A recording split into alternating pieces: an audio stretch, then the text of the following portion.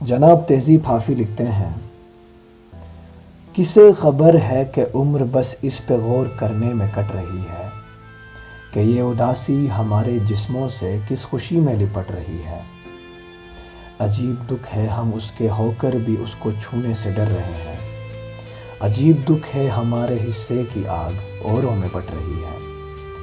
میں اس کو ہر روز بس یہی ایک جھوٹ سننے کو فون کرتا، سنو یہاں کوئی مسئلہ ہے، تمہاری آواز کٹ رہی ہے۔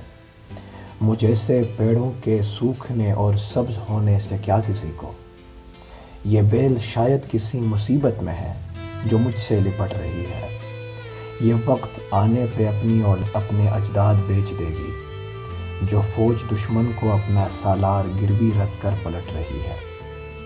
سو اس سے تعلق میں جو غلط فہمیاں تھیں اب دور ہو رہی ہیں۔ سو اس سے تعلق میں جو غلط فہمیاں تھیں اب دور ہو رہی ہیں۔ رکی ہوئی گاڑیوں کے چلنے کا وقت ہے، دھن چھٹ رہی ہے۔ کسے خبر ہے کہ عمر بس اس پہ غور کرنے میں کٹ رہی ہے کہ یہ اداسی ہمارے جسموں سے کس خوشی میں لپٹ رہی ہے۔ عجیب دکھ ہے کہ ہم اس کے ہو کر بھی اس کو چھونے سے ڈر رہے ہیں۔ عجیب دکھ ہے ہمارے حصے کی آگ اوروں میں بٹ رہی ہے۔